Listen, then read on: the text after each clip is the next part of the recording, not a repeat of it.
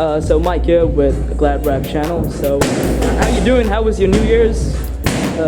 It's been training through. We've got a few fighters in the kickboxing and MMA scene heading across to China.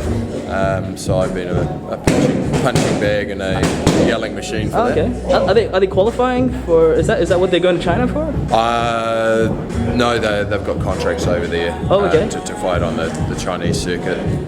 So that's in the MMA and kickboxing scene, and obviously.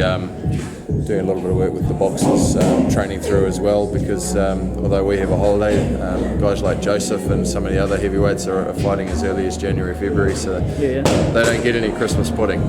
Yeah, because I asked Kevin, I said, what you guys get up to during Christmas? He said, just training, really. So do you focus more on kickboxing, or are you still a boxing fan? Like, I'm very much a combat sports fan. Okay. I love the technical elements of boxing and really invested in that. But any sport where someone's getting punched in the face, I'm up for it. I'm all good. Okay. So who are some of your favorite heavyweight boxers currently? Because I'm a left-hander, I actually quite like the Cuban fighter coming through, Ortiz. Oh, okay, Luis King Kong Ortiz, who beat Brian Jennings, right? Yeah. So I mean, he looks dangerous. He's the kind of fighter who is likely to give some of these taller heavyweights a problem. Obviously, with Joseph fighting a southpaw. In his next fight, Ortiz is someone who's going to come into reckoning inside that top 10 and then top 5.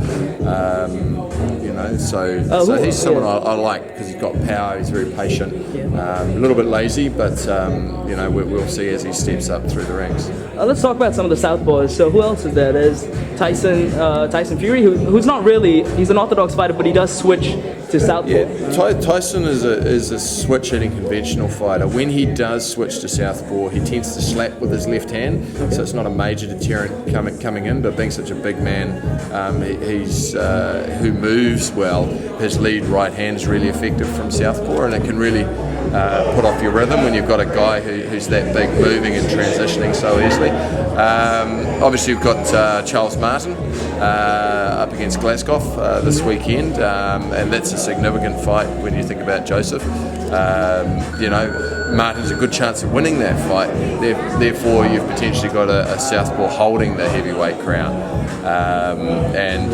What about Arthur Spilka, who's fighting Deontay Wilder? Again, he's probably a little small for Deontay, but Deontay's got fast hands, but he's a wild fighter. He's defensively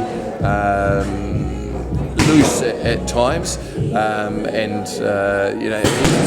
he's been sparring Joseph's opponent Bergman for this fight. So Bergman will come in good nick. But southpaws are hard to find. So when you fight majoritively right-handed fighters, you get into certain patterns and certain unconscious things that you do in terms of your drift and what you do. So you have to change the unconscious patterns, because the southpaw is almost always fighting a righty. So when that situation is reversed, the southpaw is very familiar with the right-hander's patterns, but the right-hander is not familiar with the lefty's patterns. That's what makes him such a difficult prospect to deal with. So you think this will be a good experience for Joseph, just to sort of get the hang of it? Because as you said, there's some big southpaws dominating the heavyweight division right now. So. Well, you've got 5 inside the top 20. Yeah. Another southpaw, Tony Thompson. Tony Thompson, who beat David Price twice. Right? And he's a very tricky fighter. Probably, in my opinion, one of the more tricky stumbling blocks in the heavyweight division because of his size and his skill set. So you have to be prepared for a Southie. So Bergman's really critical in the sense that it's not so much the fight itself, although that's important to execute. It's the training camp. It's the setting the patterns in place. So when you go into southpaw mode, you immediately have plan A, plan B, and you know what you're doing to counter what the southpaw does well. Because when you come up at that top tier level, those patterns and those skill sets need to be really well in place. And same defensively, you've got to be aware of where you're going to defend in a different way. It's not just about attack, it's about defense against Southpaw as well. So if you look at Joseph Parker, so 2015 has been a great year, 5 KOs. And this year, 2016, the public wants to see him undoubtedly with some of the biggest and best names in heavyweight boxing. Do you feel he's ready for when do you feel he's ready for that? Do you feel he's ready for that now? Look, I think he's ready to take the next couple of steps which you step up the level of your opponent. Guys who are going to last longer. To be fair, it's not Joseph's fault that guys like Muay Tupou and Kali Meehan haven't lasted longer. Looking at their previous performances in their ranks, they should have. Joseph was just simply too strong against them. And if you look across at who he's fought and where they've been rated, those guys that he's fought a number of guys who've been rated inside the top 15 in the world.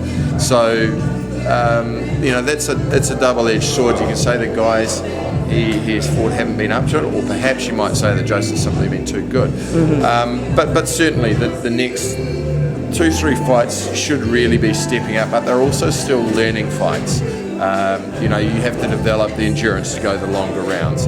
You have to develop the patience. You have to go through a fighter that perhaps forces you to switch game plan. You land the right hand, he shakes it off. Where do you go from there? And that's the next stage of his learning. Obviously, I expect him mid to late this year to be very close to being in mandatory position. And when you look at the goals, although the public is impatient, that's where KB and Duke have always said they wanted to be. End of 2016 in mandatory position inside the top 5 in all the major sanctioning bodies. They're already a good portion of the way there. So yeah, we'll see a step up in an opponent, but you say compare that to Tyson, Deontay Wilder, who I think was 34-0 before he fought for a title. Joseph Parker at 17 fights. He's still a relative baby in the professional division. Even David Tua didn't really fight anyone of note until after his, I think from memory it was his 21st fight when he really stepped up. So, let's not be too impatient. Let's allow it to happen, and get this Bergman fight out of the way, and then see where we go from there. I think you'll be pleasantly surprised by the step up. Awesome.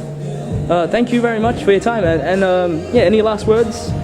No, just I'm looking forward to another great fight year, and I think in terms of the heavyweight ranks in Australasia, obviously Joseph's leading the way. There's a couple of other young heavyweights there. Willis Mann, Kali Meehan's son in Australia, yeah. He is full of talent, and he is a natural southpaw. Then back over here you've got Hemi Ahio, who's also doing very well after just a couple of years boxing full stop. So there's some excitement happening, and looking forward to seeing that progress. He's not a southpaw, right, Hemi? No. Okay, no, cool. no. But an exciting prospect to look forward to. Yeah, cool. Yeah, and we talk about Joseph Parker, Anthony Joshua. I guess when you step back a level into the local scene, you've got Willis Mann and Hemi Ahio. Similar transitions that people are already talking about that fight. Cool. Thank you very much. Thanks for the opportunity. No worries. Thanks, man. Cheers.